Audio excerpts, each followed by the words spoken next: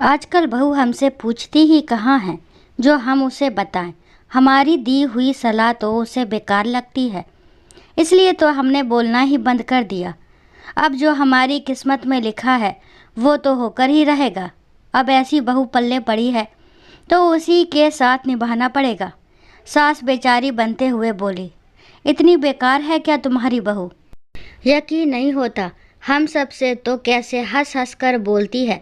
देखकर लगता है कि उसके जैसी तो कोई बहू होगी ही नहीं। मौसी सास ने कहा, अरे इसका भी एक ही बेटा है, सब पता चल जाएगा जब खुद सास बन जाएगी।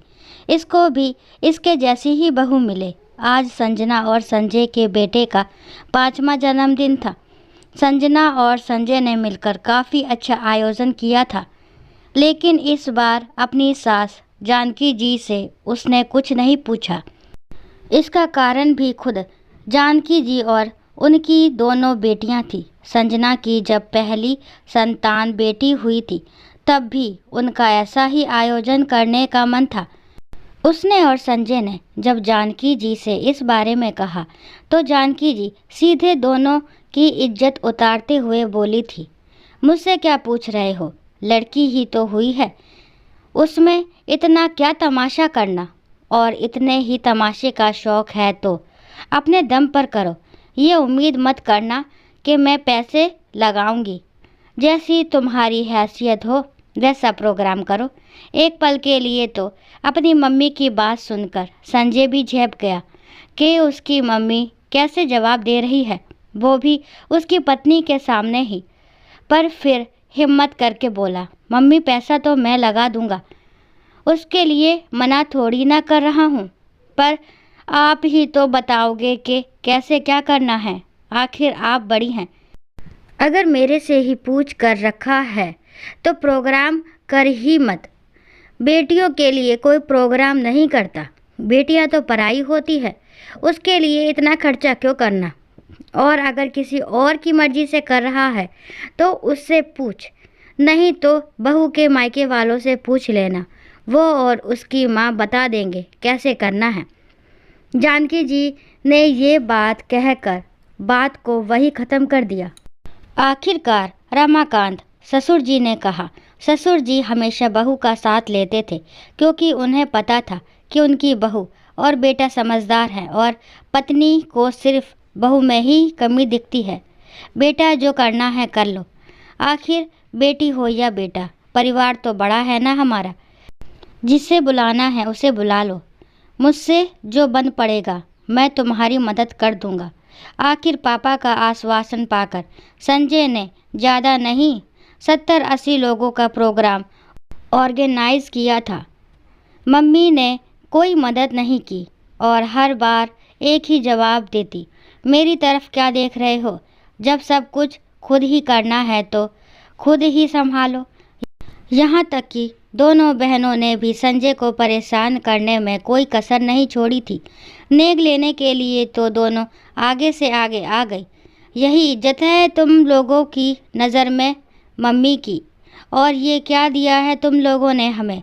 प्रोग्राम करने के लिए पैसे थे, लेकिन बहनों को नेक देकर खुश करने के लिए पैसे नहीं थे।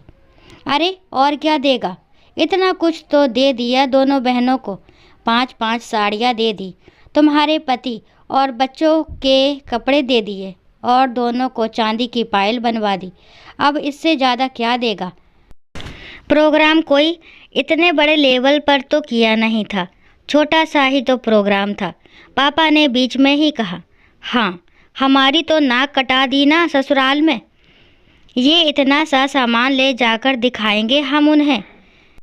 ऊपर से न्योता भी सिर्फ हम लोगों को दिया, हमारी ननद जेठ जिठानी के परिवार को तो बुलाया तक नहीं। बेटा अगर तारीफ नहीं कर सकती हो ना तो बीच में मीन मेख भी मत निकालो। आखिर पापा ने कहकर वही बात को ख़त्म कर दिया। आखिर हर बार जब एक ही जवाब सुनने को मिले तो इंसान कितना पूछेगा।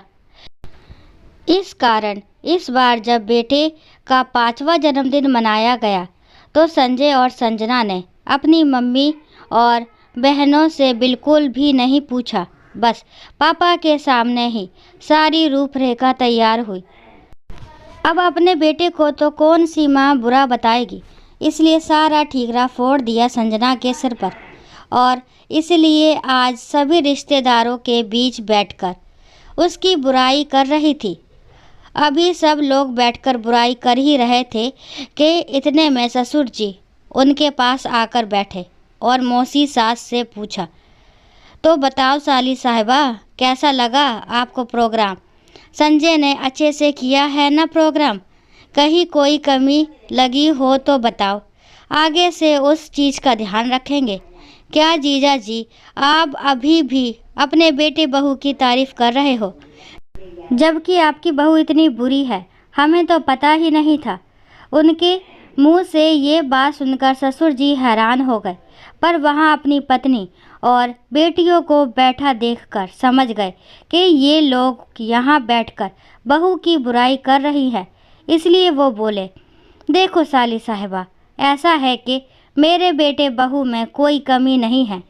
दोनों बहुत अच्छे से अपना परिवार संभालते हैं और हमारी सेवा भी करते हैं। लेकिन कुछ लोगों को अगर सब कुछ मिलता है तो वो रास नहीं आता। अब आपकी बहन को ही देख लो, बच्चे आगे से आगे उससे पूछते हैं कि मम्मी क्या करना है, तो ये मुंह तोड़कर उनको जवाब देती है कि अपनी हैसियत के अनुसार करो, मुझसे क्या पूछते हो। इसलिए इस बार उन लोगों ने नहीं पूछा और मेरी नज़र में ये बिल्कुल गलत नहीं है। अपनी इज्जत करवाना आपके हाथ में है। जब आप ही अपनी इज्जत घटा रहे हो तो दूसरे से आप क्या उम्मीद करोगे? कब तक वो झुकता रहेगा आपके सामने? आखिर एक दिन तो पलट कर जवाब दे ही देगा। अब आप लोग ही बताओ, इसमें गलती किसकी है? जी, ये तो गलत बात है। जब बेटे बहू आपसे पूछ रहे थे तो आप उन्हें समझा सकती थी कि कैसे करना है, ना कि इस तरह से मुंह तोड़कर जवाब देती। जब आप खुद ही ऐसा कर रहे हो तो बच्चे कब तक आपके सामने झुकते रहेंगे? मौसी सास ने कहा। हाँ, बस मैं ही गलत हूँ, बाकी तो सब सही है। सास मुंह फुलाकर बोली, देख लिया तुमने, इसका स्वभाव ही इसका दुश्मन है। बेटे बहू में तो कहीं कोई कमी नहीं है।